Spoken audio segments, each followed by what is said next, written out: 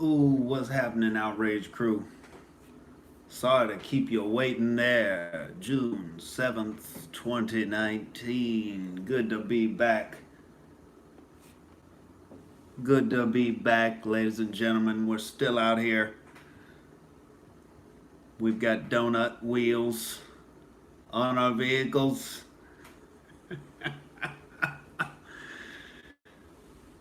We're making our way through the streets, ladies and gentlemen. All right, we're making our way on these basketball courts. Finally out here. I had taken a hiatus from the hoop game. What up, cheap Jewish man? See, Jewish people used to know about that hoop. In the early days of America, Jews were rising up out of poverty. They went into the banking business, the boxing business. One of them had some staying power. You know, Raptors in 5. Was there a game tonight? I didn't even see, ladies and gentlemen. I know Klay Thompson and KD didn't play in the last one, so I wouldn't count the Warriors out when they have Steph, KD, and Klay and Dre, because that's a big goddamn problem for any team in the league, dude. But I went to the LA Fitness out here with none other than Kevin Pollard Jr. Showed up at that basketball court, dude. Shook some rust off of the old high school basketball game. I threw up like 3 air balls in my first 5 shots. I was like, I gotta figure out how the fuck to do this. But we were just fucking around practicing, and I got in a little bit of a groove. We started moving up and down the court on that 5-on-5, dude. Your boy was winded. I do supersets at the gym, sometimes when I'm lifting weights, but you got to play basketball to be in basketball shape. And then the bottom of your feet, I should have laced my shoes up tighter. I'm just wearing these Chucks that I wear casually, and I laced them up like normal, went out there and played some hoop, dude. The bottom of your feet will have you feeling it. All right, but we got we got some we paid $3 at Burger King for 20 chicken nuggets. A hell of a deal. That was my dinner, ladies and gentlemen, with ranch and barbecue sauce. And then I went up to the 4th wall, did that 9 o'clock and that 10 o'clock. All right, we were talking about my basketball history, growing up with Native American individuals, getting pseudo terrorized with practical jokes taken too far in basketball camp, dude. I knew this Native American dude. He was hilarious, man. His nickname was Diesel. All right, obviously he was lifting it from Shaq, but the man could claim to be he was a big motherfucker. He was like 6'2", 220 in like going into 8th grade. And motherfucker, he would back you down. He was quick, and it was funny because in my age group, we didn't really have that many black people that were playing hoop. They were wrestling and they were playing football. And so playing with Diesel was basically like as close as we were getting to playing with a black dude, because he would dress like a black dude. He would talk shit like a black dude. He would back you down and start ragging on your shoes. You gonna check the Diesel with them rusted ass, busted ass, disgusted looking shoes you got going on right there, man? Them encrusted ass, destructed ass, and he make a move on you and cross you up. He was fucking ridiculous. He called people bitch ass so much. He invented his own way of doing it, dude. He would say, put the pop in the middle of bitch, dude. We were like, it blew our mind, dude. When we were 14 years old. What did you say? That old bitch ass. Sit your old bitch ass down on the bench. Go on. Go on with your bitch ass. He was getting technical fouls and shit, you know. But we show up at basketball camp in 8th grade, and we got 3 games the first day. And all the big men on the opposing team are getting diesel. All right? And it's... sit your bitch ass down. He's flexing and getting technicals, you know. And at 14, we didn't give a fuck. We was like, yo, man, you just got fucking diesel. That was... I hope your mother isn't here, you know. But he was feeling himself after the game. He's walking around. He's like, somebody's getting diesel tonight. We're like, tonight? That was the last game, diesel. What are you talking about? Somebody's getting diesel. All right. Whatever, man. You know, so we're trying to get some sleep. It's all dark in the room. Quiet. And Diesel slept next to the wall. And all of a sudden we hear, Diesel coming for you. What now? And somebody in their sleeping bag would get pounced on by the Diesel, and he would hip thrust, like dry hump you in an assault-like fashion on the outside of your sleeping bag, dude. And everybody except the dude currently getting Diesel thought it was hilarious, so Diesel kept doing it. He kept doing it every night. We were living with a damn, you know, fake rape joke terrorist. It's like he was, you know, trying to get revenge for the smallpox blankets, you know? And it was just hilarious. What up, Spencer Ball? Yeah, dude, we're out here. We still got the donut tire. We're rocking it. We passed our rent threshold, ladies and gentlemen.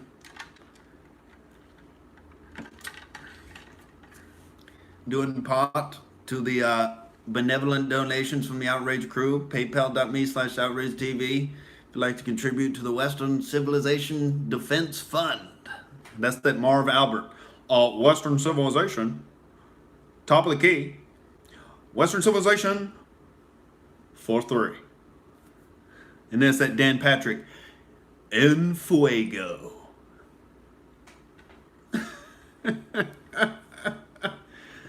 Or when somebody struck out in baseball, the whiff. Sports Center used to be good, dude. Stuart Scott, cooler than the other side of the pillow. Oh, man.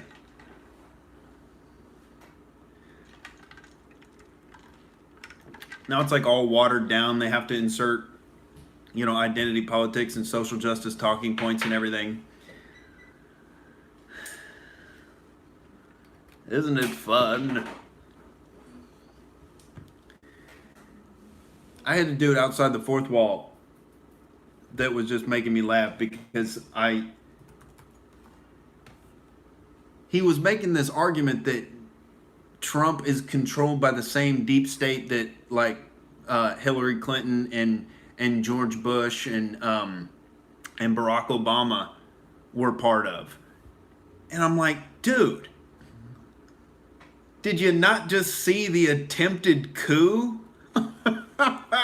Like their text messages were public. It's like, we're gonna get him. Insurance policy. Like, what? What? Western civilization. 4-3. You know?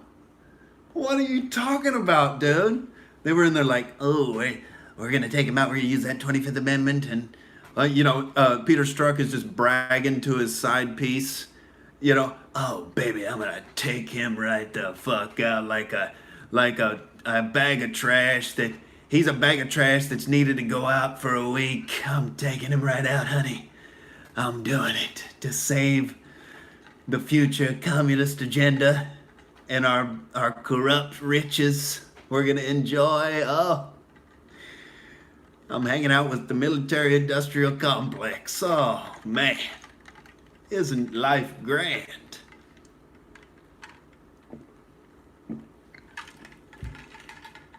yeah, Donald Trump's on their side. Like, how much government worship? Like, people think they're these mastermind people. No, they're criminals that exist largely based on propaganda that lower IQ individuals buy into. And fundamentally, it comes down to a philosophical issue. It's not even fundamentally about IQ, because it can be explained to anybody that taxation is theft. People just got to say it. And it's like, but Trump's part of the same establishment. He's just another like, do you really think Trump is just another Republican? Like, what up, Bradley Murray? Spencer Ball says, Cheeto Blump's gonna get us all killed. Oh, yes. You know, he seems to know what he's doing in some aspects. Like with the North Korea thing, even getting them to sign a treaty and making a show of having peace with South Korea. You know, you can't really expect them to, if they're trying to attain nuclear weapons, just to shut that down, because that's so valuable to a country's personal interest, just to have them in self-defense. Of course, they're going to always try that shit. I think America should be spending resources to go over there and manipulate. Like, no, build our missile defense systems up at home. We can just shoot the motherfucker down in over the ocean. You know, let the dolphins deal with that shit. But Trump, you know, he took a unique decision-making process in dealing with North Korea. He chose to tweet out that his nuclear button was bigger than Kim Jong-un's. And it's just, when the president makes a dick joke and a nuclear war threat in the same tweet, it's goddamn incredible. And somehow it works. Because I think Kim Jong-un probably does have a tiny dick. Where do you get that kind of chip on your shoulder when you're growing up in luxury, dude? That's the chip on the shoulder you can only have if you grow up with all the opportunity for pussy and none of the pussy satisfying ability. Dude, that would be torture. Not the worst form of torture, but you get what I'm saying. And he's like, finally, someone make fun of my dick. My dick very small. Like, he was just happy to hear somebody calling out the truth, all right, and not apologizing for it. Everyone's scared I'm going to kill them if they make fun of my dick. Donald Trump's like, that nuclear button? Yes. That's going to go down in history books, dude. And then the president turned to Twitter, making a reference to his genitalia in comparison with the North Korean leader's genitalia. Soon after, a peace agreement was reached. Oh. Like, in this chapter, Big Dick Diplomacy. Raw Dog, what up, Raw Dog? He says Rodman closed that deal. He may have laid a foundation, you know.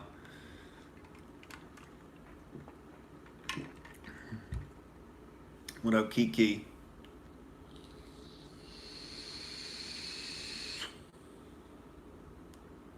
Oh, what's happening, Clean Talking? Clean Talking's been lighting up the damn Instagram, dropping stand-up clips, some of which I film myself. I see you doing your thing, man. Getting out there, making them social media posts. I've been slacking on that shit, dude. I've been out here hustling with this goddamn donut wheel on my car. Crawling across that fucking rent threshold, baby. We just... we made it. Even though I thought I was getting more tips today. God damn. These people in Beverly Hills were just chose to be stingy one day. Fuck. But I did get 2 sets in tonight at the fourth wall. I got a good run in at the gym playing some hoop. Clean Target, you play basketball? because me and Kevin Pollard, we went up to that LA Fitness, dude. We got our run on today. Ran a little 5-on-5. You should come with us next time. I don't know if KP can bring 2 people. I don't know. What up, Alan James? Nick's been away comforting Crowder for a couple days. Notice how I never talked about Steven Crowder on any of the previous live streams. I just didn't really pay much attention to him. He wasn't that interesting to me. He wasn't that, you know. The one things that were interesting were the Change My Mind YouTube videos. I watched some of those, and it's like, yes, more, you know, picking apart the arguments of SJWs. It's a novelty that wears off pretty quick, but it's, you know. But he just didn't really, I don't know, he didn't really make me laugh. He didn't really, I don't know.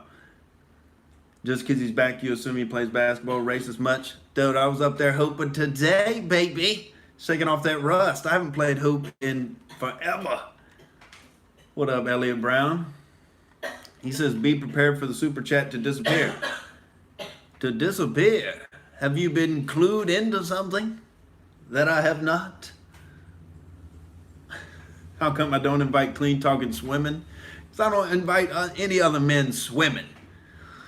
Come on, dude. That's not in my Rolodex of activity. There you go, Clean Talk. Clean Talk says he knows how to swim, so he claims. You know, we like to be scientific in our thinking.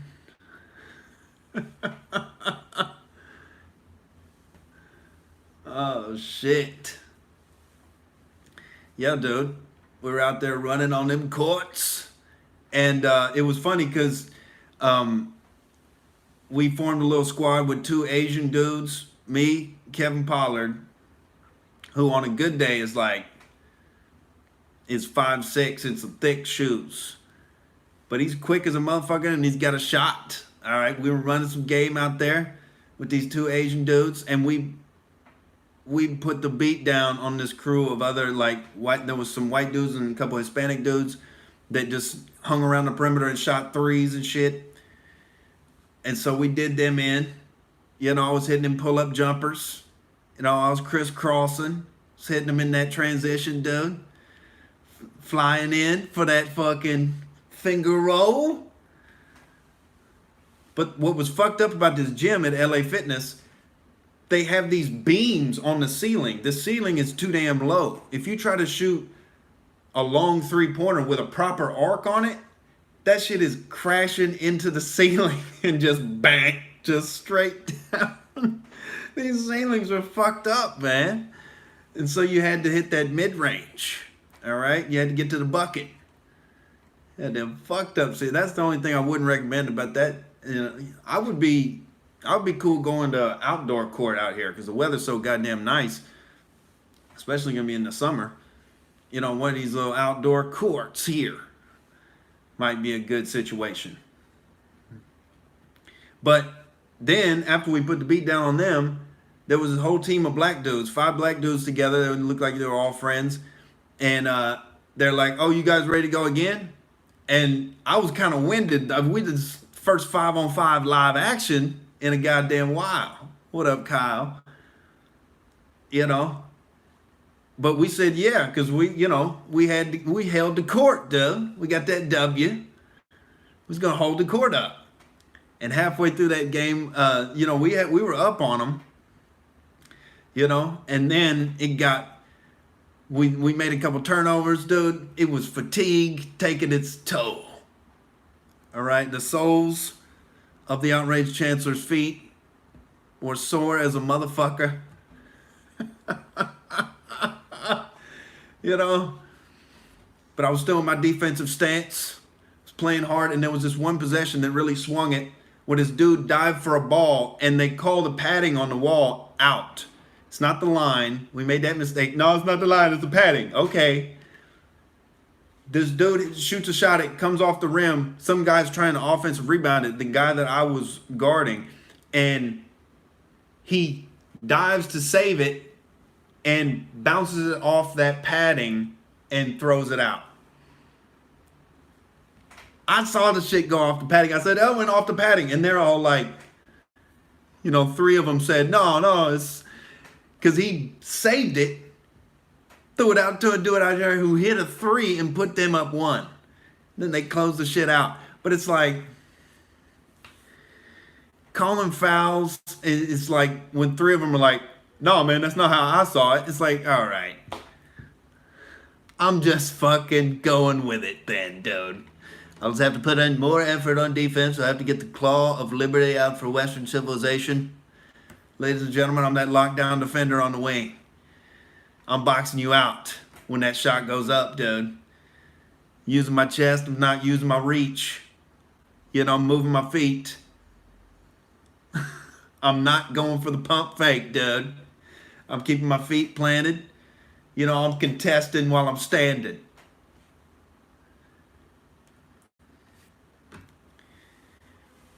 But it was a good time, man. It was good to get out there and run up and down the court, you know.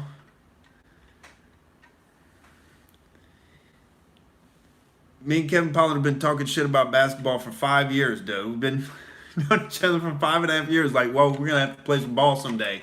Took us fucking 5.5 years. We got it done.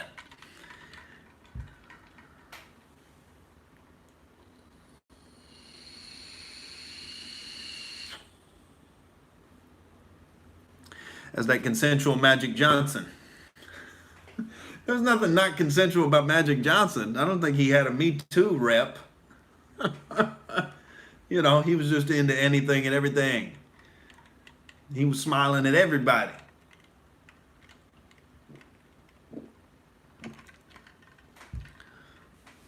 But that was that shit in the 70s, dude. In the 80s. Fucking Richard Pryor did the same shit. Motherfuckers were just wild. Anything and everything with cocaine sprinkled on top. Man, I cannot wait to eventually I want to end up at the Comedy Store, obviously, because that place is just so legendary and so hot, you know, with audiences just selling out fucking every night. I want to end up at that Comedy Store, but the only way to get in is you gotta go and sign up for the open mic. All right, every Monday at 6, and you get this potluck. Then you wait around and see if they pick you. You know. Meanwhile, I could be getting on stage, getting better.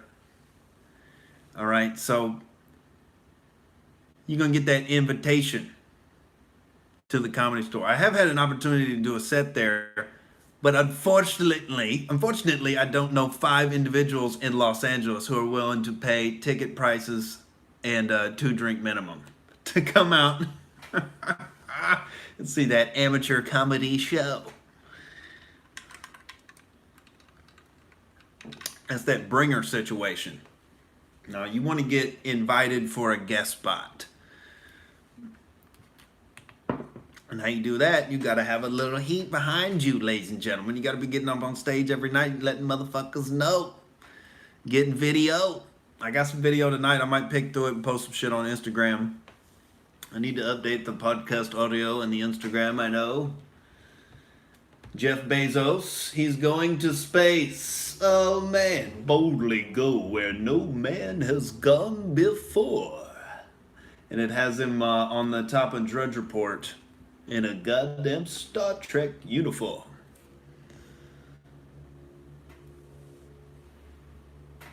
Spencer Ball says, goddamn, the drinks $15 a piece there. Yeah. You can end up spending like fucking $40. And it's like, yeah, I'll bring 5 friends to Anaheim. And it's like, all right. Some people can do that because they have grown up here. All their childhood friends are here. You know, all their friends all through school, all their family. I made that trek out in the hatchback, dude. I drove them 1,500 miles from Oklahoma. Oh, Elliot Brown, did I read your last comment? I might have skipped over it because I'm ranting. Elliot Brown says there's a super chat takedown of conservatives in action right now. I donate to a lot of people, and most of them have been affected. All non-commies. Thank you, Elliot Brown, for your support. Much appreciated, dude. And when you say super chat takedown, is that they just disable that function specifically on somebody's channel because they don't like the noises they're making, the arguments they're constructing? They don't like people that get on that late night sculpting of the philosophies? Oh boy. And they take away the super chat function. Well, we shall see, ladies and gentlemen. We shall see. What was the road trip like to LA? Beautiful. The American Southwest is some beautiful goddamn country. All right, red rock formations, dude. Big fucking vast open spaces. All right, a lot of sunshine. And then I drove through Arizona. I drove through a little nature reserve, and that turned into pine trees and snow really quick, weaving through these mountainsides. It was a cool fucking drive down through Arizona, man. But I didn't really get to enjoy it that much because I seemed to be running out of gas. I didn't hit the station right before I started into this fucking reserve with just piles of snow and tall ass pines. And dude, I was freaking out. I was like, what the fuck? I'm gonna be stranded in the woods. I'm gonna have to start a campfire and kill my next meal. Got no cell reception, you know? And right in the middle of the reserve was a goddamn gas station. So magical. What's up, Cactus Jack? How the fuck you feeling? You bunch of bad bigots here on the internet. Elliot Brown says, yep, they're doing it to a lot of conservatives. Well, thankfully, I'm not a conservative. I fancy myself a liberal in the classical sense of personal freedom, anti-war, anti-involuntary taxation, anti-coercion, anti-threats of violence and threats of being thrown in cages where men are waiting to rape you. Oh, what a novel concept. Civilization.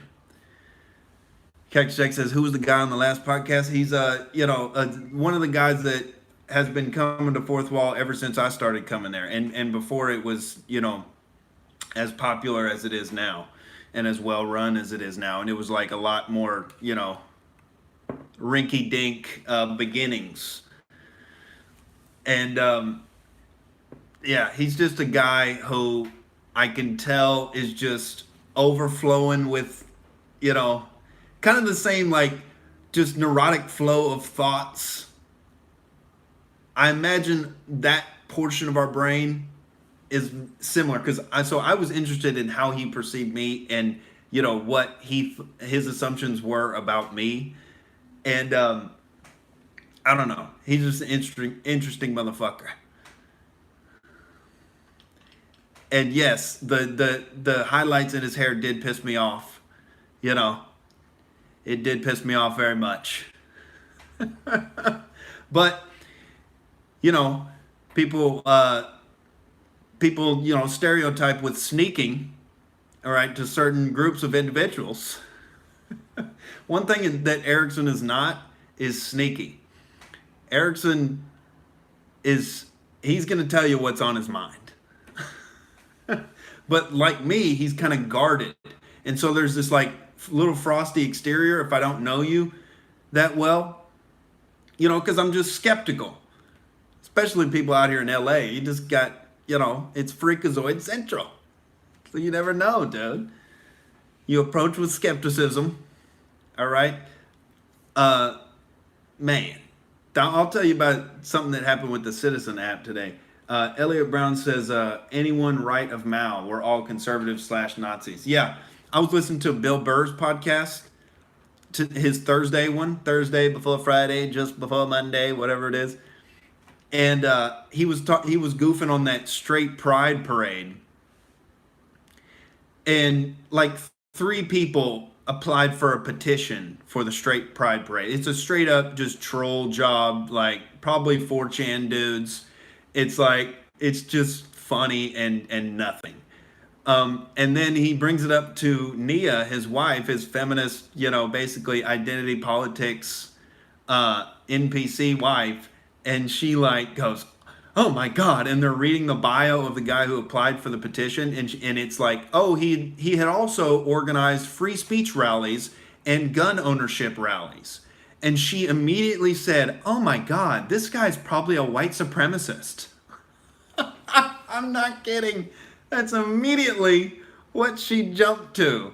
Is like, oh, free speech and gun ownership gotta be white supremacists. Like, are you talking about the first 2 amendments on the Bill of Rights there? The foundation of a free society? Madam? Unbelievable triggering. Because you can't make jokes because that encourages violence. That was one of her arguments. Like, oh, making light of the gay pride parade. Making jokes about the gay pride parade. Well, it encourages violence on gay people. What? Well, then why do people get to make a documentary or a show on Netflix called Dear White People, and just the whole thing is like all this snarky SJW nonsense about, how dumb and arrogant white people are. And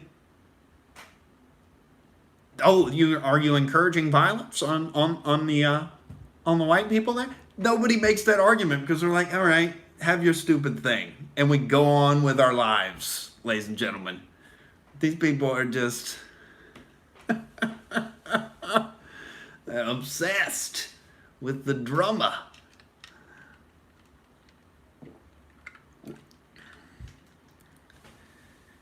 And it's just so absurd. And then Bill goes on a rant about, how we're totally out of money and still, funding these operations for the military overseas in this huge defense budget. And she goes right back to talking trash about the the straight pride parade. It's like, oh my God. They don't want humor, all right, because they recognize the persuasion effect of humor. That's what has led to a lot of the increasing atheism is mainstream mockery of Christian metaphysics. Like on Jon Stewart's show, on especially Stephen Colbert, some of the edgier late night hosts, a lot of popular stand-up comedians, like George Carlin, and that shit is persuasive. All right, if you have a good argument you can piece together and make it funny at the same time, that's what the left doesn't want. But it's coming, baby. The tidal wave of Western civilization is coming. Western civilization coming down, crossing half court there, and he pulls up Western civilization for 3. Done. He couldn't shoot threes in his gym today. It was annoying me. The ceilings are too low, dude. You put it up there on that proper arc, doom, straight back down, dude.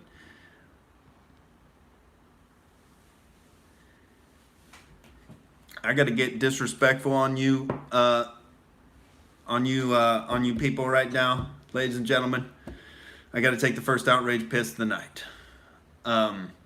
I shall leave the door open like a savage. I shall pour more water. I shall read comments when I return. PayPal.me/Outrage TV if you want to contribute to the Outrage Battleship.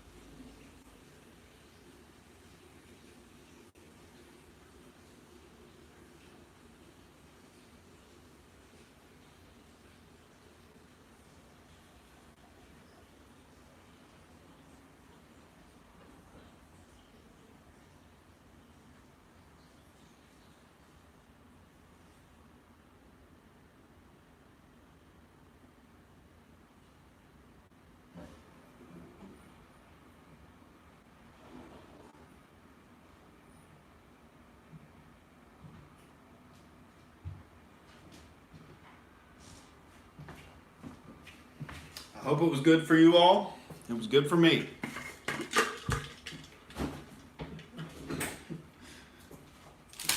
Oh, ladies and gentlemen. Outrage Chancellor's entire lower body is sore because he was cruising down that court. Leaking out in transition, you know, getting outlet passes. Because I'm that point forward. When I'm not playing with anybody that's real tall. Ladies and gentlemen.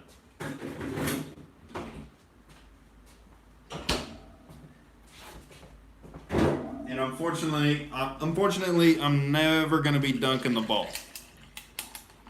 I don't think it's happening, dude. I got the wingspan, but I think I missed my window of opportunity for hops.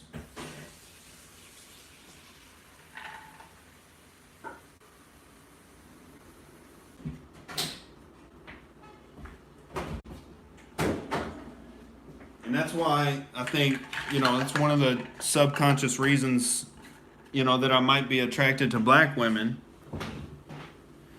Because I like a black magic woman. Black magic woman. You know, I think one of the subconscious reasons might be that, you know, if I have a son, I want him to be able to dunk like daddy never could. I want to give him that, you know, that joy in his life of throwing down a windmill dunk in middle school. You know, I was talking about that on stage tonight, and this black dude went up, and he's kind of, you know, on the lighter skin end of the spectrum, and he was like, "Man, I can't dunk either." He's like, you know, about my height, 6'2", and he's like, "Man, you gotta watch out, you know. Even if they want to play ball, it might not happen." So I'm thinking I got to go extra. I need to find like a Nubian, you know, queen. You know, very dark chocolate. Am I a cherry picker, Cactus Jack? What am I cherry picking on?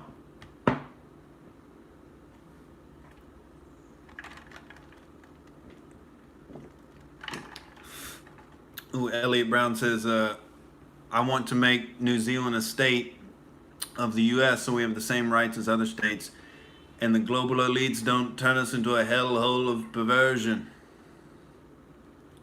Oh, cherry picker in basketball? No, I leaked out one time, dude. Usually I'm boxing my man out. You know? Out in transition, in parentheses. Dude, that is that sneak move. All right? If you do it too often, you're fucking your team over. All right? You need to box your dude out. He's running in there grabbing boards. You're still hanging back. Oh, he's probably going to shoot, you know. Get your ass back here. You know? Alan James says, I only take easy shots. Those are actually the worst, you know. I'm better at difficult shots, I think. You know, I get that touch on the pull-up. That was the only choice, dude, in this gym. You couldn't even shoot that long-range bomber. That's usually my go-to. If I get a set open three-pointer, dude, I'm either nailing it or I'm or I'm airballing it. I might be airballing it if it's in the clutch. There's a higher percentage. Dude, my value is as a rebounder, a defender, you know, a slasher, and a craftsman on the baseline. All right, sneaking behind my defenders, setting picks. I got that floor game.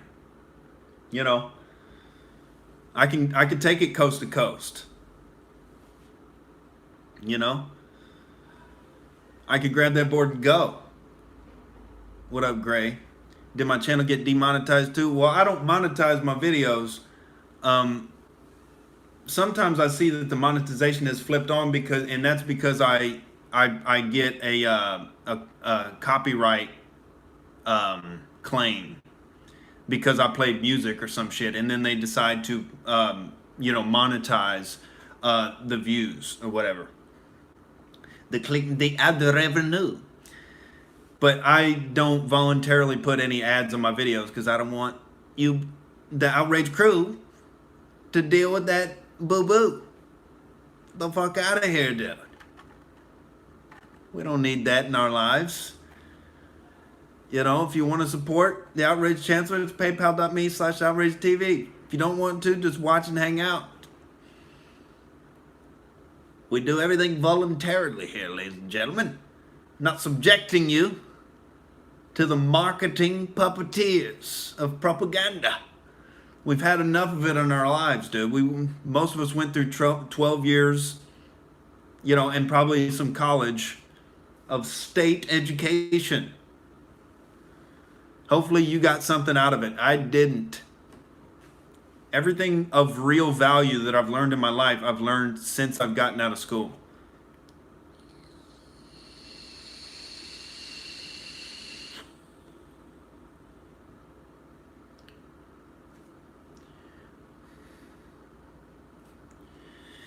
We've had enough propaganda. All right? These goddamn media companies. Dude, this dude outside the fourth wall. Like, oh, Donald Trump, he's in bed with the same. He's in bed with the companies who own the media that trash him 24 hours a day. Like, how sophisticated of a theater play do you think they're putting on for you? No, they rely on lower IQ masses in the population, importing third world voters, and controlling the education of the youth. That's all you need to grow your government and institute democracy. Oh, yes. Turn 18, everybody can vote. Doesn't matter if you have skin in the game or not. You can take those resources away from the people that have created wealth and value in the society. You can have them so compassionately redistributed. All right, to the people who really need them.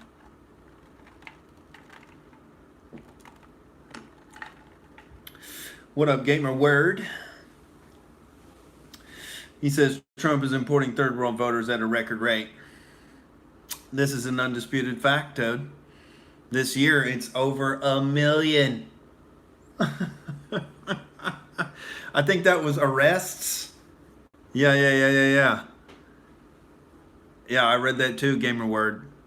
It is fucked. Israel got the wall money, and we're just here with egg on our face. And the Mexican drug cartels down there looking up at us, licking their chops. It's fucked. That dual citizenship not working out that well. World policing not working out that well. Well, for the elites in charge of the operations, it's working out perfect. Gamer word, I don't know where the wall is. All right, I'm in the gym trying to build my own brick suit. Trump can't build a simple, just give me a brick wall. Get this fucking fence out of here. I want to see some masonry, dude. I want to see some fine masonry. A sturdy fucking brick wall. Give me some brick. You know? What is this fence? Brick is better than a fence, dude. And put razor wire on top of it. I'm building my own brick suit around my physique, dude. You defend Western civilization with your musculature if that's all you can control. All right, we're raising our weights in all of our lifts recently. We're trying to put down all the calories, all the pizza, all the ice cream we can handle on our workout days, dude. We're not like the fake superheroes out here on the Hollywood Walk of Fame. Spider-Man with foam muscles in his suit. Come on, bro. What are you doing? And a gut, Word has it, if you're a tourist and you pay him $20 for a picture, don't give him $100 expecting to get your $80 back in any kind of actual legal tender. That shit's going to be counterfeit. What up, Sweet Chin?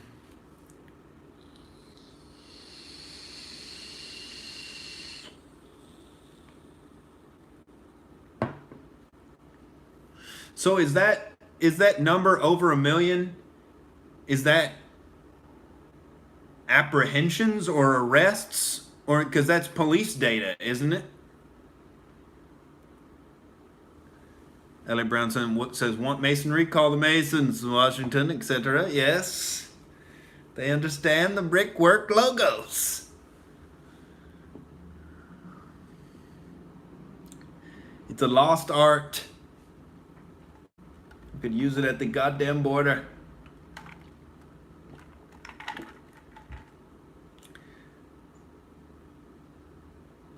But if that's the amount of arrests and apprehensions, I mean,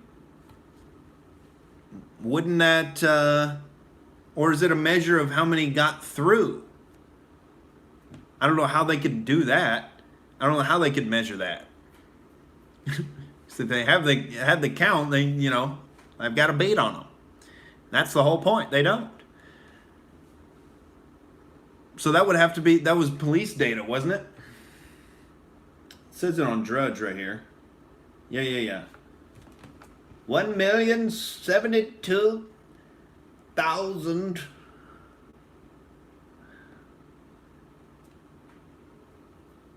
New border surge prompts 10% jump in 2019 prediction to... Okay, so this is still a prediction. I think they are still extrapolating. So there's been 676, border protections apprehensions. So it seems like they're defending the border more? Because, I don't know, it could be both. It could be, the migrants are making their move, trying to come now, and also Trump is ramping up the border patrol, at least supporting them, and they're making a lot of apprehensions.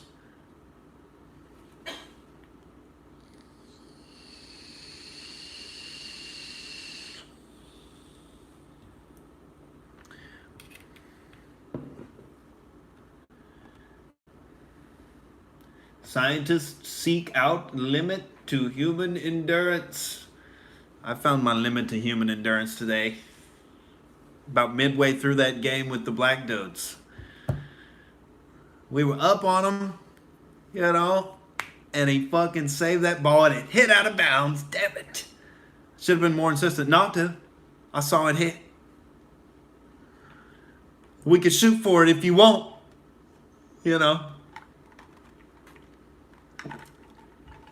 I usually don't call that many fouls in pickup. I don't even fuck around with it. Because most of the time, if you didn't control your body properly, sometimes somebody hacks you and you're like, all right, obviously, you don't even have to say anything. That's the only way I'm calling a foul, is if I don't even have to say anything. They're going to say it. Oh, that's foul. I just whacked you across your big, Federal Reserve nose there. That's not allowed. Dude, one time I think this is how my nose got the slight little fucking crook in it. Is I was catching an outlet pass. It's probably happening when I was a junior and still playing goddamn JV. All right, as pathetic as it was, ladies and gentlemen.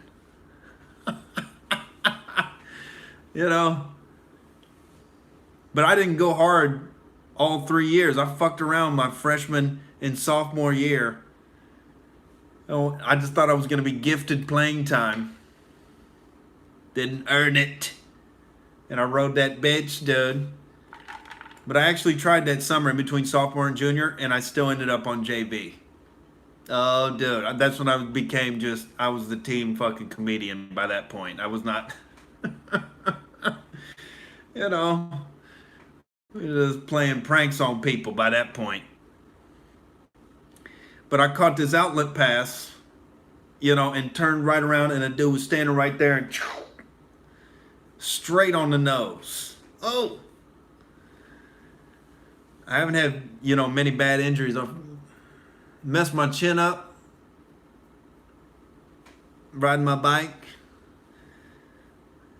I sprained my left ankle 1,000,000 goddamn times. Elliot Brown says Trump and Elizabeth seem kind of sweet together. Oh boy. Well, there's reason for, cautious optimism based on the recent European elections there. I think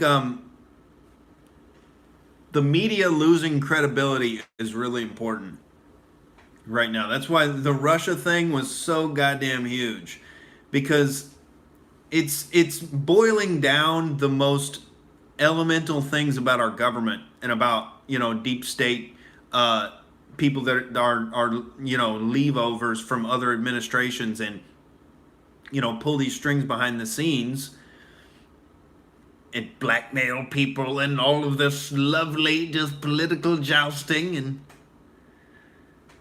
little group text back and forth. We're gonna get him. 25th Amendment. We need an insurance policy. It's exposing even to the lay person who barely pays attention to politics. They saw that the Russia investigation with all these supposedly credible people in the media telling them there's all this evidence and oh my God, any day now, just don't read the WikiLeaks, whatever you do, and just keep watching us and keep watching Chris Cuomo tonight, the head NPC ball sniffer in charge. All right. Don't read those WikiLeaks. That's probably illegal. We're going to say it's illegal.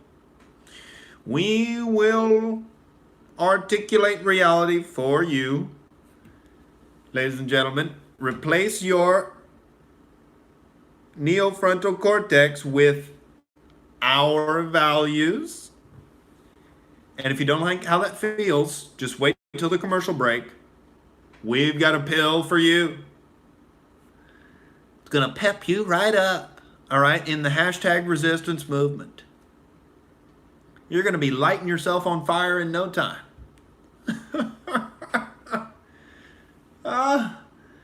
I saw another headline.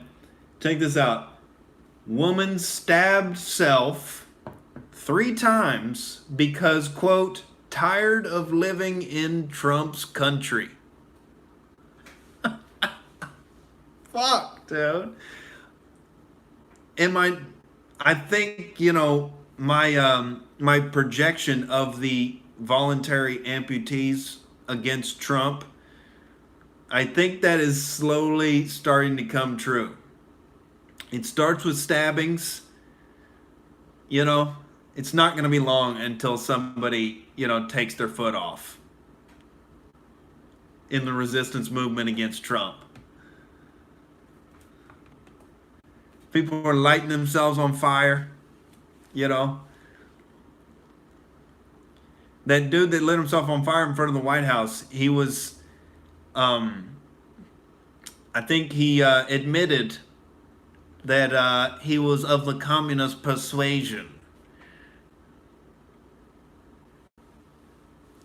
And, you know, if there's anything that a communist will avoid, it's any type of, you know, real picking apart in intellectual debate and you know, philosophical jousting. No, they're more into sneaking into control, or, you know, manipulating, or, you know, sleuthing their way out of situations and going and calculating in private and amassing power and forcing you to comply with it. Those are those type of people, you know.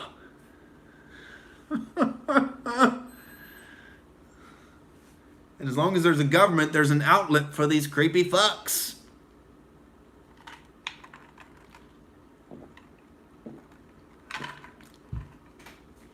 Because there's something fundamentally wrong with you if your first priority is power over others versus, you know, freedom for the individual in general. It's these goddamn resentful people. Ellie Brown says, have you ever really loved a woman? I don't think I could say that I've had something that deep. I've had situations that came close, all right, but I'm still on that search.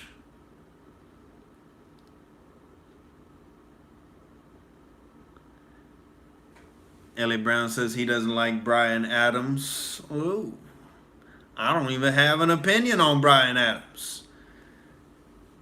Alan James says, Nick, I don't understand how you could cut your chin like that on a guy's jean zipper. Dude, do not make jokes like that about the outraged chancellor. All right, that was out of bounds. How dare you? All right, I'm pulling the lever.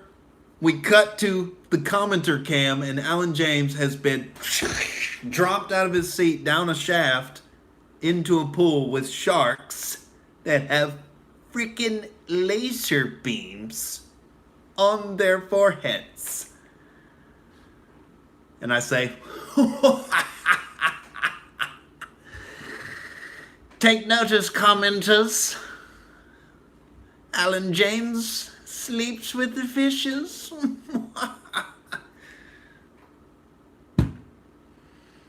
How dare you, sir?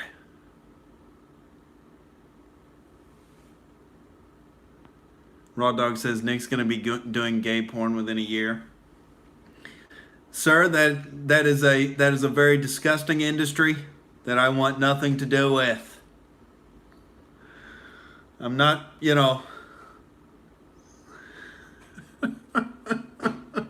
Dude, so many people were talking about porn and fucking, so many just, you know, there was some, all due respect, there were some grotesque individuals up there describing the intimacies of their jerk-off sessions, and it was just, and it's like, man, we get it. You think jerking off is the funniest thing imaginable. We've all been, you know, 12 years old before.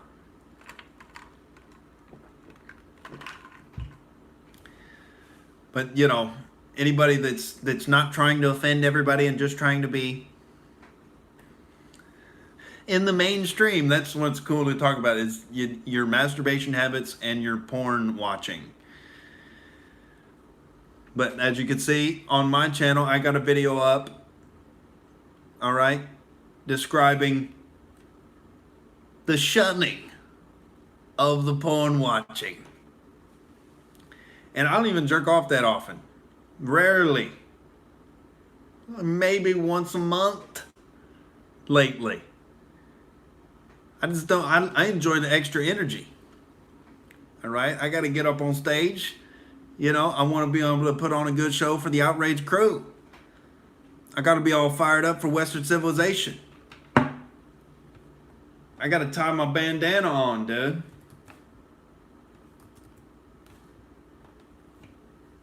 I got to come off that top turnbuckle. You know, we're out here doing military press. We're up on our weight. On the weighted dips, baby. You know what it is, brother. When you get in that Planet Fitness and scare all the SJWs who just came there for the no gym intimidation marketing campaign, brother, and they're not expecting to see a Western civilization Spartan in there. You know what I'm talking about, brother? Doing his damn thing. Getting out there on the battleship in the high seas, combating cultural Marxism, brother. You know what it is when we come off that top turnbuckle and start strumming.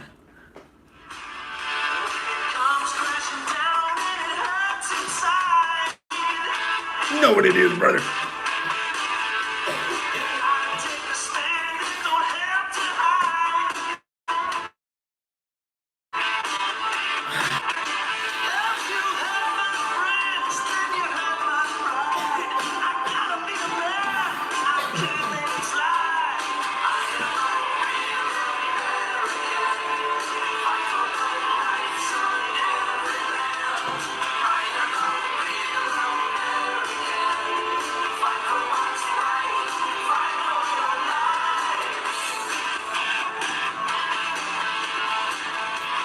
We're doing what we gotta do out here, ladies and gentlemen.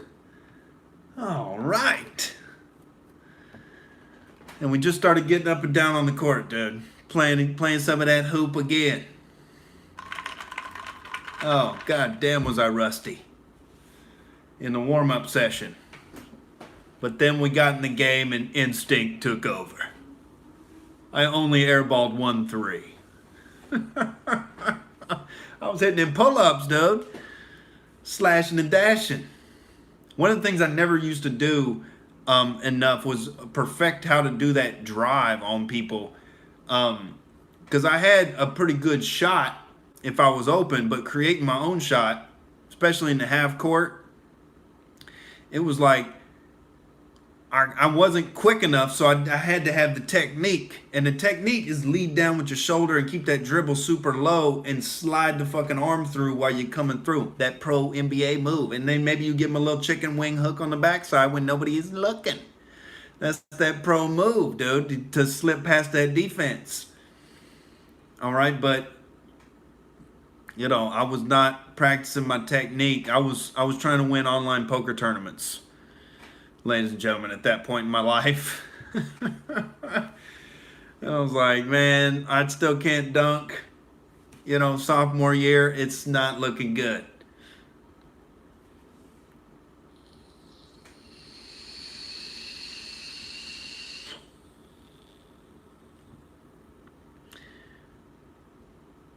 Oh, man. Well, not because the name is Jordan. I just remember watching those Utah Jazz NBA finals. Oh my God, that was the first, you know, basketball I started watching. When we started watching in the playoffs, I think the Bulls played the Pacers at some point, and Reggie Miller was just annoying as hell, you know, but he was a sharp shooting motherfucker, and he was clutch, dude, and he could carry a team. But the Bulls got through the Pacers, and then those finals against the Jazz in '97 and '98. That was just MJ Supreme. The flu game, you know, the last shot on Byron Russell. Yeah, dude, that definitely had me out in my backyard. And my dad was badass because he built me this fucking, like, architecturally sound fort, like 15 feet tall, in my backyard with like 4 posts and a little house up on stilts, little house frame with a roof and everything. And it was 15 feet tall. And then exactly 10 feet up, he put a fucking basketball goal on the front of it. And I had this little fucking dirt court in my backyard.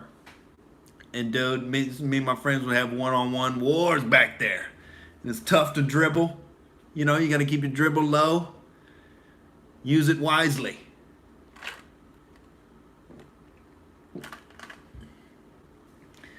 But my dad was more into riding bikes. You know, he liked basketball. He liked watching it. But, you know, I started beating him at horse when I was like 10, 11 years old, you know. And once you start beating your dad routinely, you know, in horse and one-on-one, you feel like you're going to be an NBA all-star. Your dad's like, well, on to stardom, son. It's like, no, dad was more of a bike rider.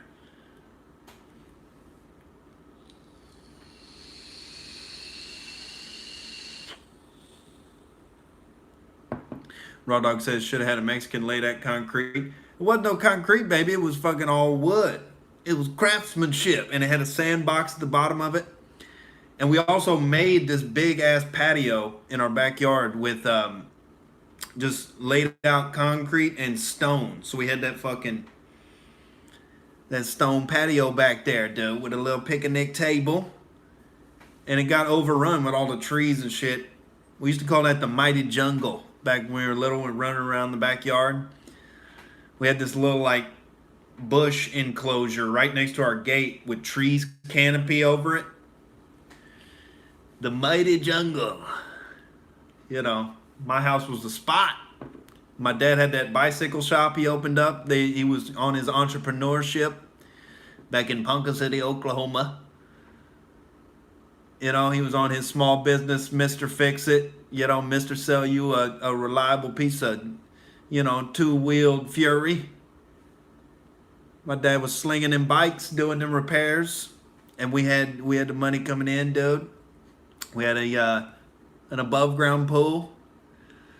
A bootleg trampoline, you know, that we got repaired.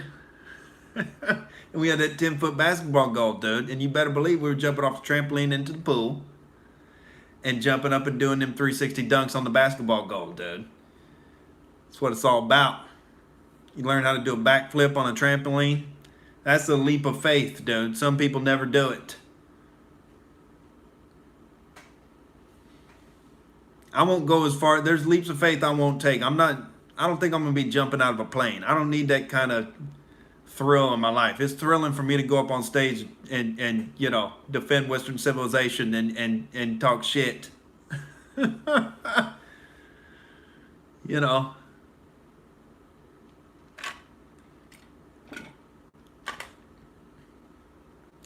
Never see Raising Arizona. I think I've tried to start watching it. I think I've caught pieces of it on movie channels and shit. Did I have my drugs in the sandbox? Oh boy. Drugs didn't come till later. I was on that Coca-Cola. You know, and Gatorade most of my youth. All right, I was in a basketball gym, and then I started playing poker, and a little bit. Well, it was actually a few years after I started playing poker that I started smoking weed. Because I smoked weed, I think, the first time when I was 18. And we went in there and played basketball after we got stoned, and it was fucking, you know, it was an adjustment period, but it was a whole new experience. You're like, I don't know. It was just, you know, you feel that rush of euphoria that you never felt before, and you're like fucking extra engaged in your fucking hoop game, going in there fucking scooping and scoring. Alan James says, wish my dad had a bike shop. He only had a fist shop, and it was only open from 9 to 10 p.m. and only if he was drunk, and I was the only customer. A fist shop? Oh my. Alan James, I don't think any comment is necessary. I think you're carrying a lot of baggage there, and our thoughts and prayers. Oh, dude, I thought I was on to superstardom when I beat the dad. I know, I'm fucking with you, Alan James. When I beat my dad in horse one-on-one, dude, I thought I was on to that superstardom. But I was talking tonight about the Native American dude I knew in Oklahoma, because my hometown is named after the Ponca Indian tribe. So we grew up around some Native American individuals They had a damn casino on the edge of town, and they had, a neighborhood basically to themselves, and it was, right around where you would go and purchase your weed, you know, right around that area of town. Not far from where I grew up. We were just down the street from that, you know. But I knew this Native American dude. He was one of my fucking best friends. His nickname was Diesel. All right, because he would diesel motherfuckers in the post. All right. I didn't have many black dudes my age that played hoop. They were all in wrestling and football, and so Diesel was the closest thing we had to a black dude, because he would talk shit and dress like a black dude, and make fun of your shoes while he was backing you down from the 3-point line, dude. Them old rusted ass, fucking busted ass, disgusted ass, and encrusted ass, destructed ass, and he's dribbling, he's spinning and crossing you over, and you're like, what the? He would call people bitch ass so much, he developed his own version. He would say, sit that old bitch ass down. Dude, so ridiculous. But we were right on the edge of that, nefarious part of town there. The unknown. And one night, it came crashing in on us. We lived right down the street from this bar. This kind of, shady little, concrete wall, dive bar down the street from the house I grew up in. And, dude, it was a straight shot down, and there was a turn right after you saw our house. And so straight down this long straightaway is our yard. And some dude came out of that bar hammered, tried driving down that straight street, fell asleep apparently, drove up in our yard up over our curb, narrowly missed the tree in the middle of our yard, which is actually kind of small at that point, but it was still good sized tree in the middle. Missed the tree, came right up over the garden area, right up onto the porch, right through the porch swing and through the front room wall. We had a goddamn truck grill hanging out where the front room windows used to be. Oh my God. And the outraged chancellor, he slept through all of it. All right. I must have been on that late night poker playing, or no, that was way before poker. That happened when I was like 9 or 10. I don't know what the fuck. I was tired from the day. I was in that deep, coma. Actually, no. I think I did eventually, from the commotion, I think I did wake up. Because I remember seeing that fucking truck grill. And my dad, we all learned it. My dad sleeps naked. All right, because he ran out there trying to pull that guy out of the truck. Oh, he ran out there, bear hogging it. Just all full of fucking how dare you energy. You drove your truck into my living room. It's like a goddamn Family Guy scene. It's ridiculous. I think that's what it was. My sister slept through all of it.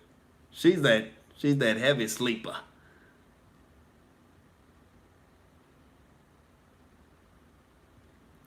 Drunk Indians, firewater. That was the rumor, that you never hang around the Diesel when he's drinking. And I told the story about him being a fake, rape joke terrorist at basketball camp. Fake humping people when they least expect it. We're all trying to go to sleep and shit, scared everybody. Diesel's coming for you. And everybody thought it was hilarious except the dude currently getting dieseled. And then I Google his name, not too long ago. And turns out old Diesel ended up in jail. You guessed it. For rape, ladies and gentlemen. Horrible.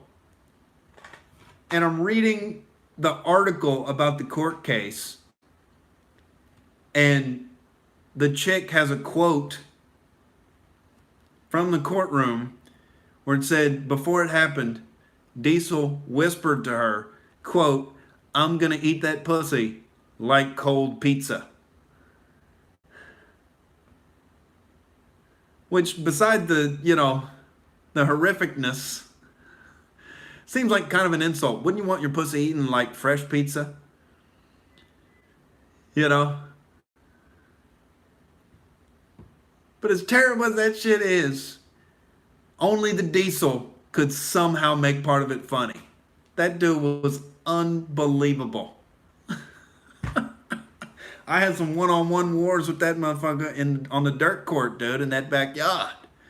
We went at it. He was one of the bigger dudes I've ever met that had a handle. He had like a handle of like a shooting guard. But he couldn't dunk either. We both had that floor game,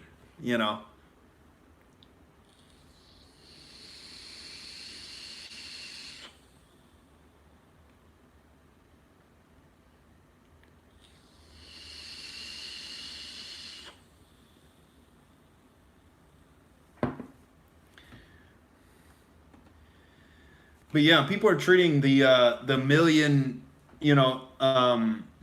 border number, the million illegal immigrant number, as an automatic bad thing. I don't know. It seems like that's apprehensions. So the Border Patrol seems to be doing what they're there for. But, they got that extra inflow. Because they know Trump is going to sneak and maneuver his way to getting a wall eventually. Because nobody's stopping this. Nobody's stopping there's no brakes on this train in 2020. The media's been too exposed. Hollywood is, in battle with itself. Political correctness is just constantly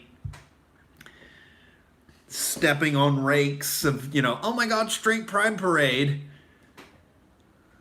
They just have no objective value. So everything's subjective in the moment. And oh my God, they need to stop being so mean. And you know what's mean? Inflation. Being able to buy a hamburger for $0.25 in the 1950s, and now it's $9.46. $9.95. That's the income tax, the temporary measure of the income tax, just to fund our cute little war operations, We have to keep those going. We have to conquer more tax cattle, of course. We have to grow. Getting a little more water, ladies and gentlemen.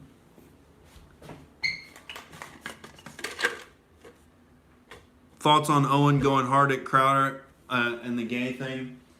I think I laughed when he posted that thing about proving in court that Crowder's gay. Like, just the idea of like presenting evidence to a court of law that somebody is gay is fucking hilarious to me.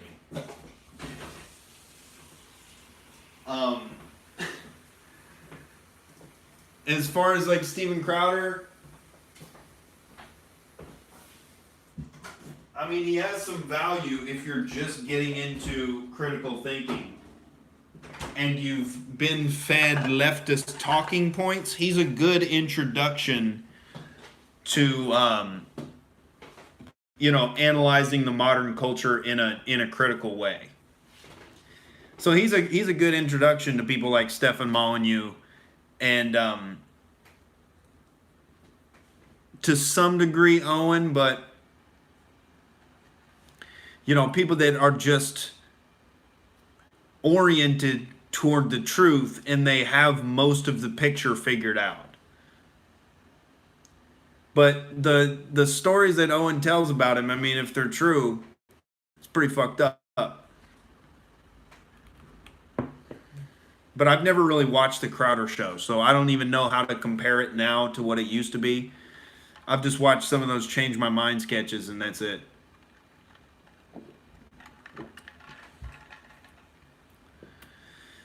But yeah, that is what Owen is a good inspiration for, is sticking to your goddamn principles, dude. No matter what the financial, or the fake social backlash.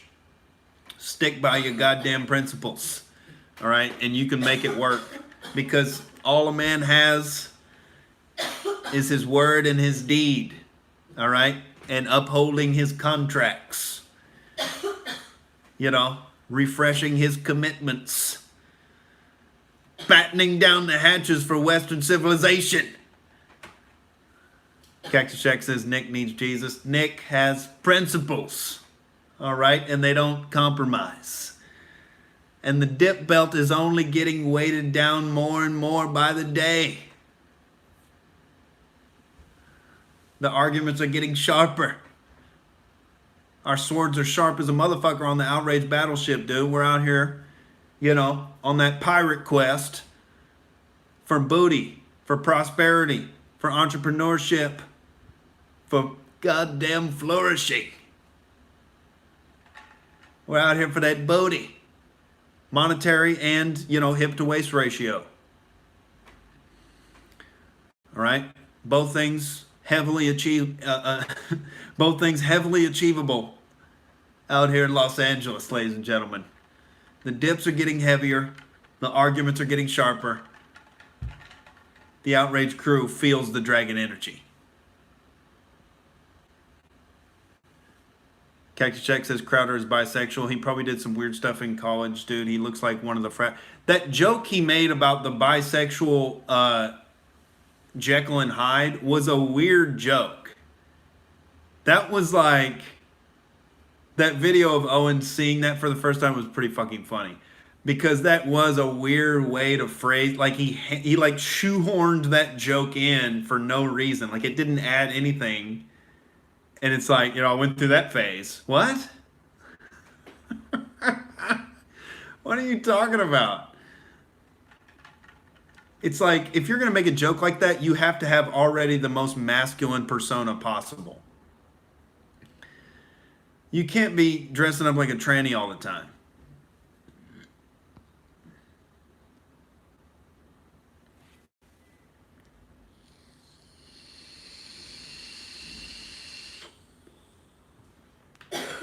Oh yeah, Owen did say he was doing a conference with Jesse Lee Peterson in L.A. He did say this. I do need to look that up. I wonder if it's already sold out. That would be some cool shit to go to for sure. Oh yeah, a men's conference. I'm sure, Bill Burr's wife will call that white supremacist. Oh my God, because you're shaming the LGBTQ? You're shaming women? Having a men's conference and talking about men's issues? Oh my God, there's already a patriarchy. What else do you guys want? You're already rampantly oppressing women in 2019 America. Just the idea that like third wave feminism has any steam left in it whatsoever. It's like, why are there more women on antidepressants than ever before? And it just so happens to coincide with their influx into the workplace and putting off the having of children. It doesn't lead to a happy lifestyle on average.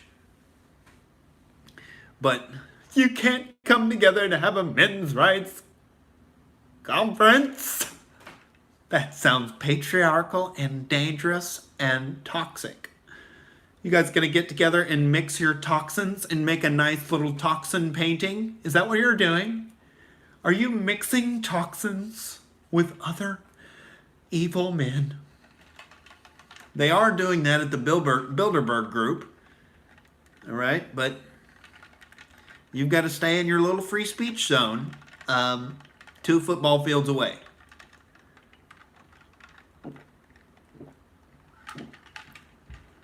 While the tyrants carve up your cake.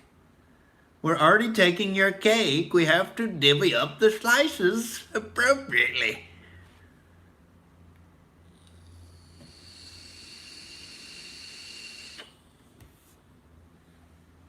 A Florida woman told police that she stabbed herself in the stomach with a kitchen knife because, quote, I'm tired of living in Trump's country. I'm tired of Trump being president.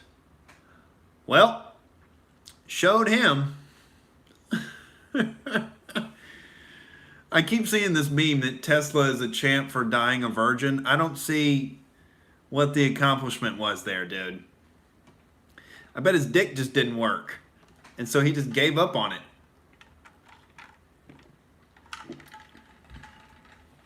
That's why he had such an obsession with you know, making light bulbs work and you know, and energy and making circuitry, because, you know, obviously his blood flow wasn't working appropriately in the circuitry of his dick function there. And so, you know, energies go radically elsewhere. But he probably was low T. You know, he probably didn't give a fuck.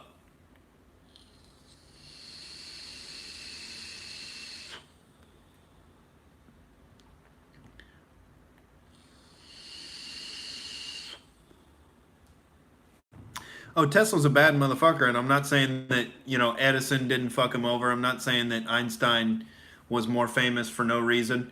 Well, not no reason. He did have some, you know, equations there. Whether or not he came up with them all on his own, I don't know. Richard Pryor and Eddie Murphy didn't come up with their stand-up specials all on their own. You know, everything is to some degree a collaborative process. Standing on the shoulders of giants here, ladies and gentlemen, using Tesla's technology. Tesla probably had a 200 IQ. Yeah, I liked his character add-in the movie The Prestige, which is one of the funniest, you know, movies to spoil. If you just want to fuck with somebody, you know, then you should watch The Prestige. But actually, I don't want, you know, go watch The Prestige with Christian Bale and Hugh Jackman. About some magicians, all right, some duplicity. Cactus Jack says, I hate when people say they have high IQ but have no understanding of physics or math. Like Owen Benjamin. Yeah, I mean, IQ is a very general, it's just a measure of your horsepower. And then it's like, what do you apply it towards? Some people just have really high verbal IQs. That's why you see more Jewish people in, you know, rhetorical positions like politicians and lawyers and stand-up comics and, you know, the spoken word, all right, and articulation. And then you see, like, East Asians are much more radically more successful than anybody at engineering and spatial and mathematical thinking. On average, I mean, the people that have come up with, you know, the theories of physics, the most complex mathematical theories. There's like some Indian people that, you know, talk about consciousness, and the consciousness is one in a soul, you know, and they talk about quantum consciousness. Those quantum physics dudes are weird. You know, they look malnourished and they sit around quantum. When quantum computing is achieved, we will have consciousness download into computer. It's weird, dude. I don't buy that artificial intelligence hype. There's something weird about human consciousness. We don't know what the fuck's going on. So we sure as fuck can't program a robot to do the same thing. Until we figure out what the whole consciousness thing is there. You know.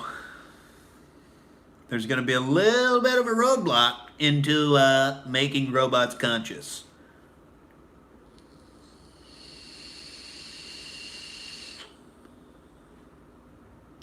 Sweet Chin says Jews are already in the fourth dimension and are sucking life force from kids.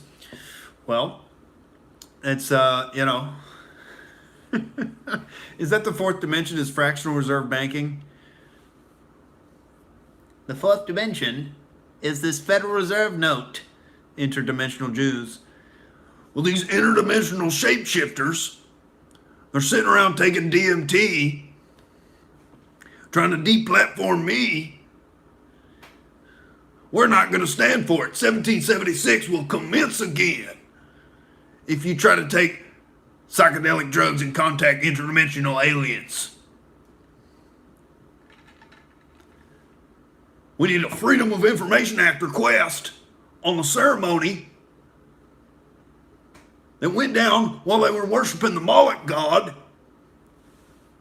doing goat sacrifices. They had kids in the hot tub, 9, 7, and 6, for their entertainment. But Chris Cuomo says, no, reading the WikiLeaks, that's illegal.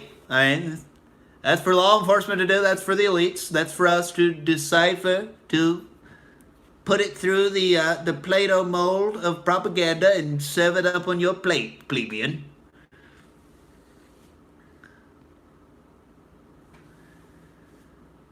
Cactus Jack says, Nick acknowledged the fact that Jews are in Congress.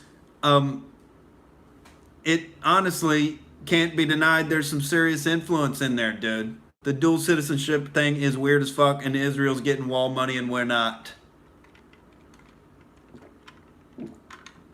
We're still engaged in this war on terror that's never ending, just siphoning trillions of dollars that could be put toward building the fucking infrastructure and defenses up in our own country and put toward funding, you know, entrepreneurship and small business and creating some upgrowth of competition for these big monopolistic corporations that are in the government's pocket right now. How far will the tyrants push it? Hopefully not, you know, hopefully they don't get, they have to come to their senses or they're going to kill the golden goose with this insane Keynesian economics and you know, military industrial complex adventuring abroad. Oh, we have to bring democracy to the Middle East and constantly, Jesus, give it up. But Israel's just, you know, they're like the chick in the bar that's constantly trying to start fights between America and the Middle East. You know,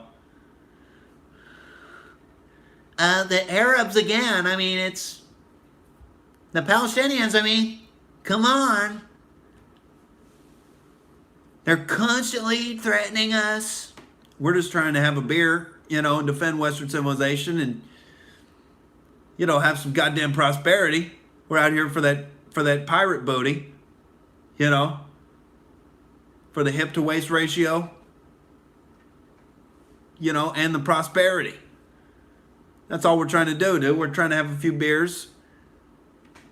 We're trying to, you know, I did acquire a vape pen here with a little indica oil in it, ladies and gentlemen. The magic of, you know, knowing somebody who works at a dispensary. That's the type of shit we're on, dude. And the Jews are just poking us in the back like, oh, we need more money. We need more military defense for us. War on terror. We must eradicate terror. Can't fight an idea, man. You can't fight a military tactic. You can't eliminate a military tactic, because that's what terrorism is. It's a tactic designed to instill fear and uncertainty and chaos in your enemy. And it's quite effective. And paired with guerrilla warfare, that's how a bunch of dudes in caves can stave off the most powerful military in the history of the world for this long.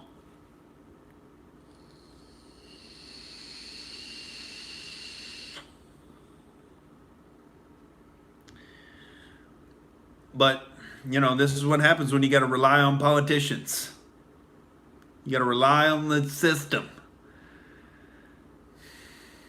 You know, always, I'm constantly expecting the worst, but I'm trying to stay optimistic because we got somewhat of an outsider in there. He at least has anti-war rhetoric. It's more than anybody on the left can say. Where are the classical anti-war liberals? Where are you at? I think we do need a no-fly zone over Syria. Those goddamn Russians are just hacking away at our democracy. And it's like, what are you talking about? The whole point of being against the system and rebelling against the system is to get rid of it. Not to get in the, you know, the mechanism of power and set up your own horseshit system. You got it all wrong, dude. Sweet Chin says liberals have always led to oligarchs. Well, where it all, you know, could have been taken to another level but wasn't quite was with the founding fathers. If they would have relinquished political power and let us have a true free market, a true, you know, and they still would have been the leaders of society. They were objectively like just brilliant exemplars of, you know, polymath writing and you know, philosophizing and you know, planning and organizing, and you know, with George Washington, the military strategy. They were competent individuals. They would have been the leaders by default anyway. But they maintained the taxation thing, and it has, anytime you have forcible taxation that's not voluntary, the government's going to grow. Because who's there to stop them? You have no consumer choice over the equation, so you can't vote with your dollars. You can't boycott the government. Yeah, I was on Top Chat, but I wasn't even on the YouTube page. What are you? Alan James says it's like we're on a trajectory to a new dark ages. Well, that's up to us, ladies and gentlemen. It's up to the Outrage crew. We're like, you know, we're like them 300 Spartans. All right, we're getting shredded. We're getting big. All right, we're dropping leg drops. Might even throw a rock bottom. You know, might even throw a stone cold stunner on a motherfucker. We got to clear the ring. This is like a battle royale, dude. The truth-based, freedom-minded individuals, we got to come out on top for Western civilization, for the principles at hand, ladies and gentlemen. For prosperity itself. You know? So it's up to the higher IQ, you know, testosterone-fueled patriots out there to spread the news that the deep state, they're going to be having the blues, baby.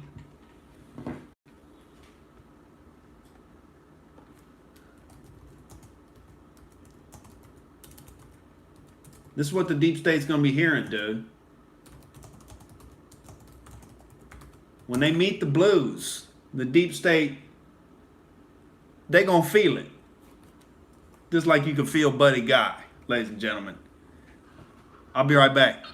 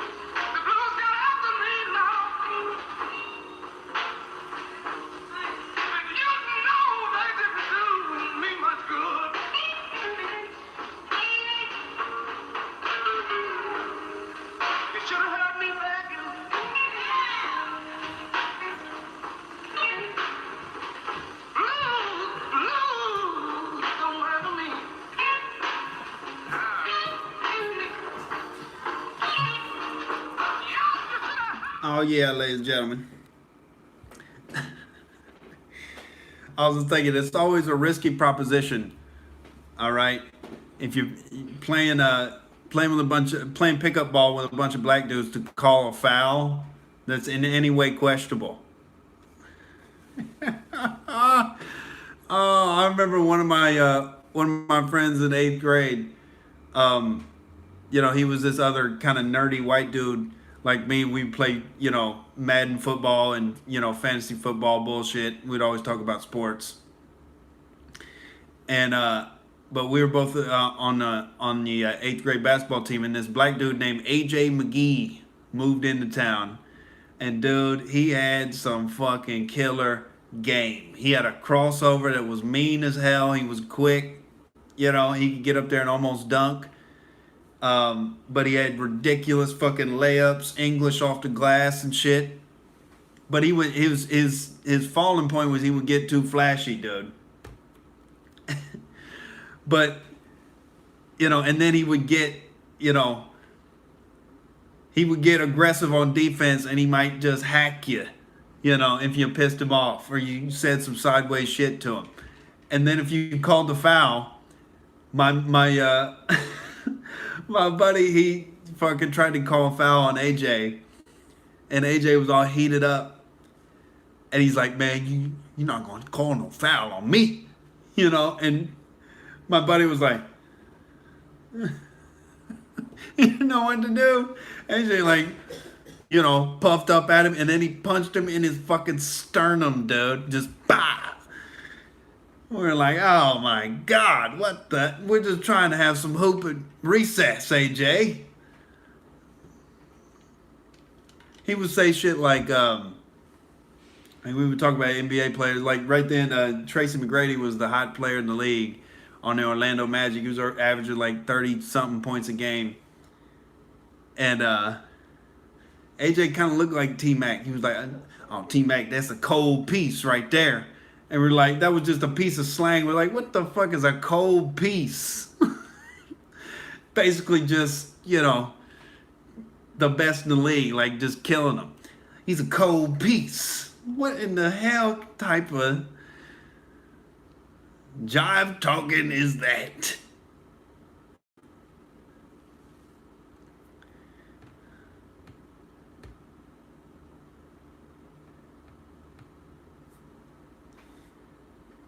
Yeah, dude.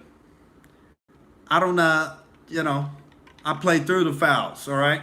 I'm absorbing the contact.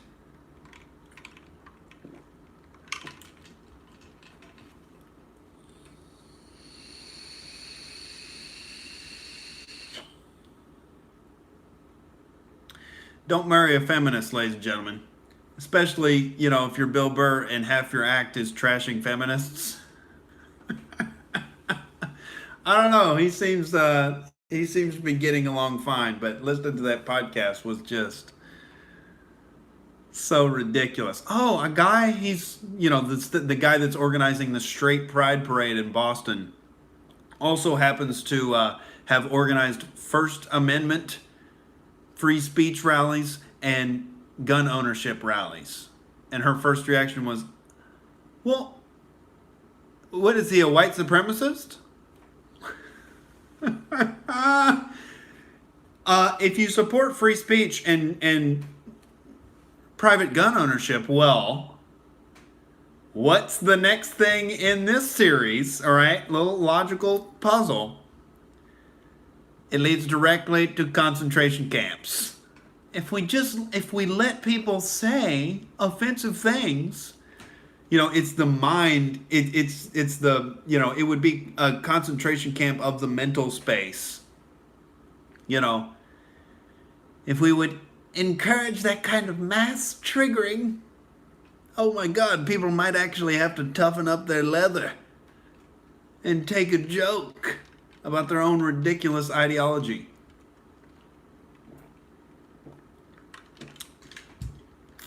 Oh, but that's what being a liberal is now. It has nothing to do with personal freedom or being anti-war. No, this is old thinking. What's important now is the censorship of language. All right, and the redistribution of income.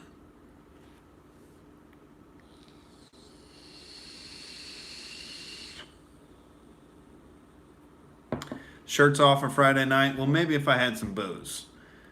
Outrage Chancellor has no booze tonight. You know, we're enjoying the new vape pen there, courtesy of Kevin Power Jr. You know, he works at that damn dispensary.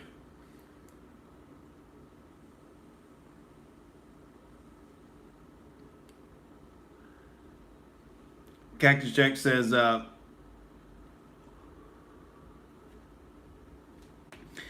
pastor was arrested in Canada. LGBT city. Do they have their own city in Canada? I assume that means just a leftist part of Canada. For preaching Jesus Christ's message. Oh my. Arrested for preaching Jesus' message. Well, Christians, it's good to see that, we're at least identifying it. We're having a little more backbone. I do maintain my atheism based on an argument tree of logic. All right.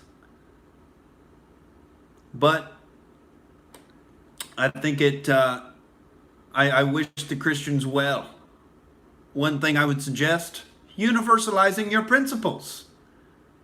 Thou shalt not steal. That means the government too.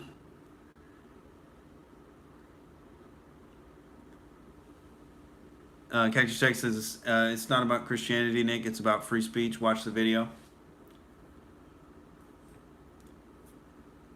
Perhaps I'll watch it later. I'm getting in a flow.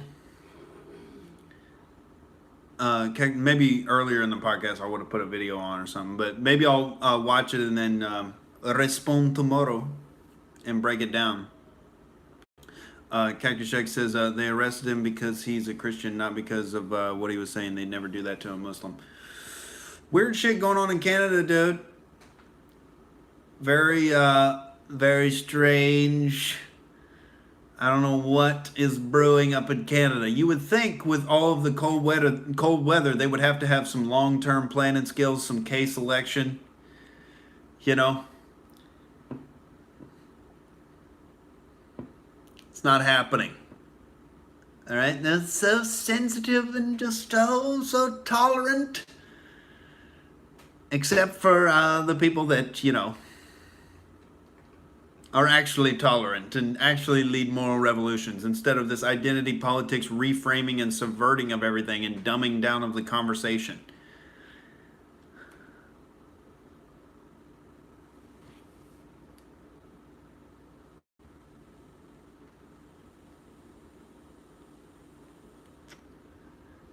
Cactus Jack says Christians are the last good people left on this earth. And we're being persecuted. Well, the marketing campaign for Christianity has to improve. Would be my suggestion. All this standing on the street corner and blaring out of giant, speakers. Repent. It's got to be a universalization of your principles, ladies and gentlemen, and not the constant appeal to magic. The Christian marketing is just, they leave themselves so wide open to mockery, ladies and gentlemen. And that's why the left has won the culture war, because, the Christians have pushed the metaphysics way more than they've pushed their actual principles. And, Christian marketing, it turns people off of it, And once you open yourself up to that mockery and then it happens, you lose the, you're losing the culture war.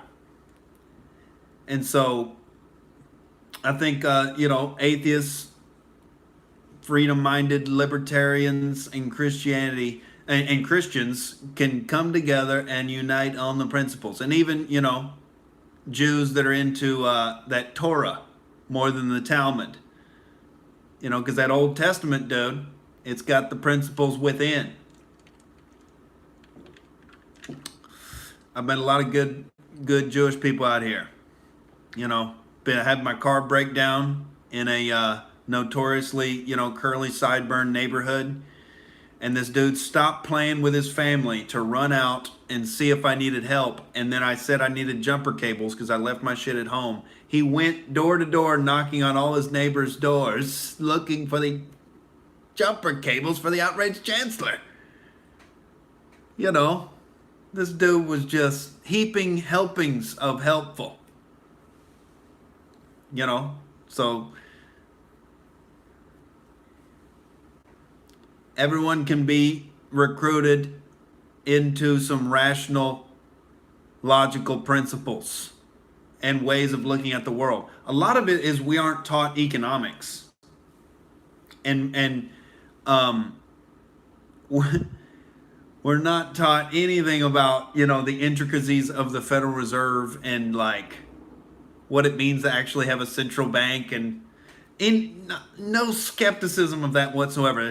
This is how it is, and it's steadily getting better the more government control there is.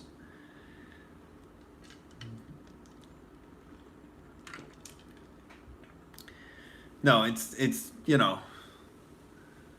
a miracle we've remained as prosperous, to some degree that we have as the government has gotten bigger and bigger and bigger. It's a testament, all right, to what Americans could do if they actually had full freedom. What up, Big Chungus? They actually had that, full freedom of opportunity, level playing field. You're never going to get a level playing field like equality of outcome, like the identity politics weirdos want, because genetics and family situation play a factor. All right, so that's why people are fucking fascinating, dude, because it's that combination of genetic makeup versus how you're raised, what crazy experiences you've had. I'm German and Dutch, which means, I'm known for chocolate, kickboxing, all right, engineering, and unfortunately genocide, all right? But we're tamping down any, tyrannical feelings within us. We're all about the non-aggression principle here at Outrage TV. We keep our swords sharp, but we keep them in the sheath. All right, ladies and gentlemen, because the meek shall inherit the earth, but the meek are not weak. The outraged pirates, we're out here on the battleship, dude. We're adding weight to the dip belt. We're shaming the communists with our musculature. Trump can't build a brick wall. We're building a brick suit.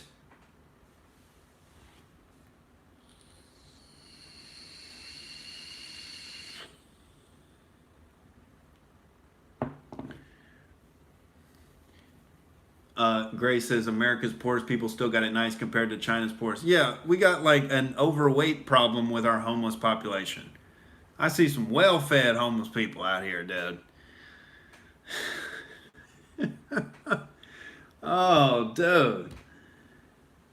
Sweet Chin says, is anyone else tired of that fat Trump not doing anything on the tech companies? Well, you just got to get government out of the way, because there's plenty of potential innovators in the tech industry. It's been the most consistent, increasing and becoming more efficient over time industry. I don't think Moore's law is going to continue because there's limitations to, the microscopic programming we can do with, on the fucking silicon chip. There's only so much you can pack onto one chip.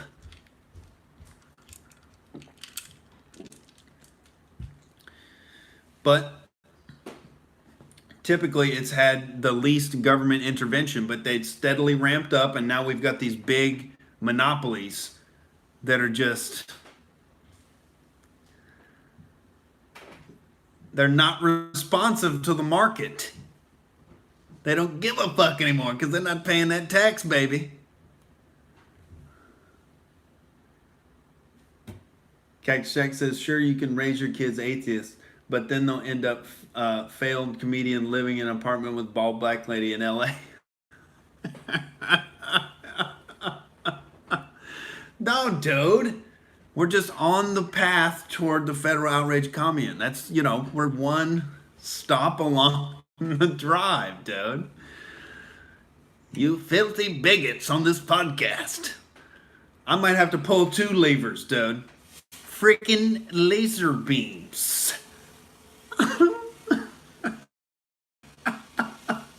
This is so fucking ridiculous. Gray says, deregulate internet to the point all ports are open and ISPs cannot limit. Yeah, the ISPs have such a monopoly, dude. They just charge me for shit I'm not even, services I don't even receive. The goddamn internet company just tacked on some fucking, extra for cable. I don't even want it. I never said I did. And it takes like a 30-minute conversation on the phone with people to be like, are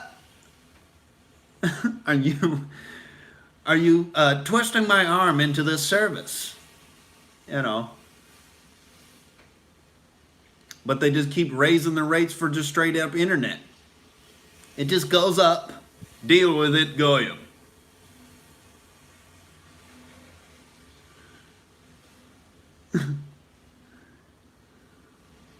Gray says, because only 2 things can happen, censorship and increase of cost to the point no one can use the internet anymore.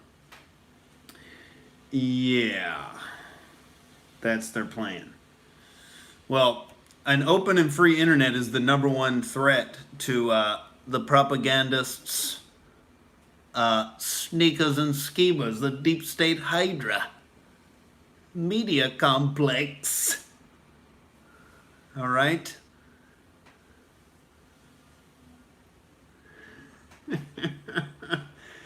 Oh, Cactus Jack and Alan James. See, they're sneaking around, They're sending, I heard they send each other shirtless pics, and neither of them are very big. And it's all very, they're talking about all the potential steroids they want to do, and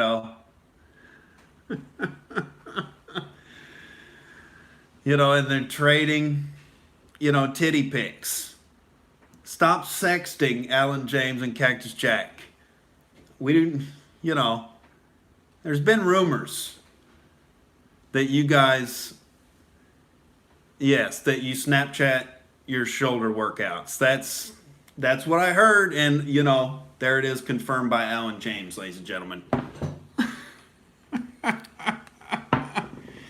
Oh, dude, one time when me and Kevin Power Jr. were living with each other, we had a push-up competition, dude, across the fucking hall. We fucking stared each other down and had got a goddamn push-up competition, and fucking Kevin Pollard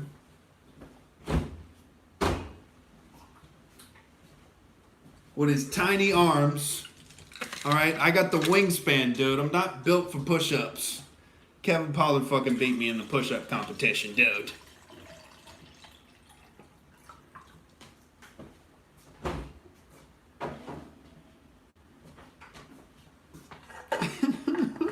But I do encourage Alan James videos. Chicken Shoulders TV, I think is what it is.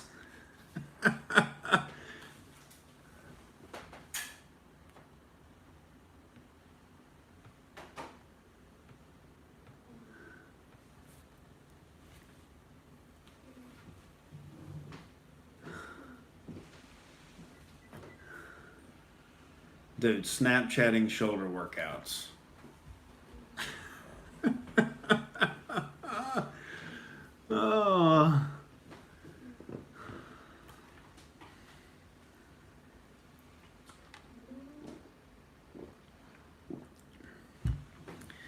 All right, ladies and gentlemen, the Outrage Chancellor has had a long day. I got to rest my muscles up. I was out there on that full court 5-on-5.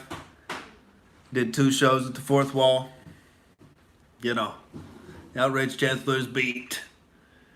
It's going to go down to the, to the lower regions of the Outrage battleship. In the Chancellor's quarters, we're going to get our rest. All right. I may be hitting the gym tomorrow. Depends on if I get some tips. All right, on Postmates. PayPal.me/Outrage TV if you want to donate to the tire fund to the Outrage Chancellor, who's still currently driving on a donut. All right. And I do believe I will be streaming tomorrow. So I'll probably fuck around with the webcam tomorrow, try to, boot it up with OBS again. We're going to get the situation figured out, ladies and gentlemen. I thought Kevin Pollard had an XLR cable. Turns out he uses it. All right, so we got to get that extra 20. Got to get a crispy new tire. All in good time. You ravenous bunch of bigots. And please check out also,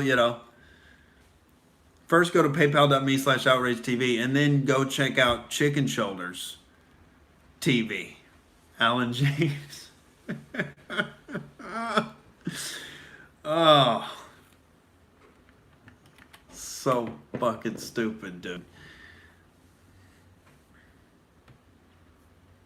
All right, ladies and gentlemen, I got to get back on the horse here, fucking posting the podcast. I will post the full audio on all the podcast apps under Outrage Cast. All right, Nick Jordan himself on Instagram. I'm going to be posting some clips up there at some goddamn point. Twitter, @I am Nick Jordan. Like the stream if you like it, ladies and gentlemen. Share that baby out if you dare. All right, we're going to get this goddamn OBS figured out. We're going to get some goddamn street interviews, ladies and gentlemen, and stand-up clips. I appreciate all the Outrage crew. Thanks for rocking with me. Might get some natty lights for tomorrow night, and we're going to get it fired up. That Outrage delight, ladies and gentlemen. Have a good sleep. Get your rest on. Rest up, defend Western civilization. Don't put up with sneaking and scheming. Tell it like it is, ladies and gentlemen. I'll catch you bad motherfuckers tomorrow. Oh, the NBA Finals game is tomorrow. That would be interesting. We will look into this, but I like that idea.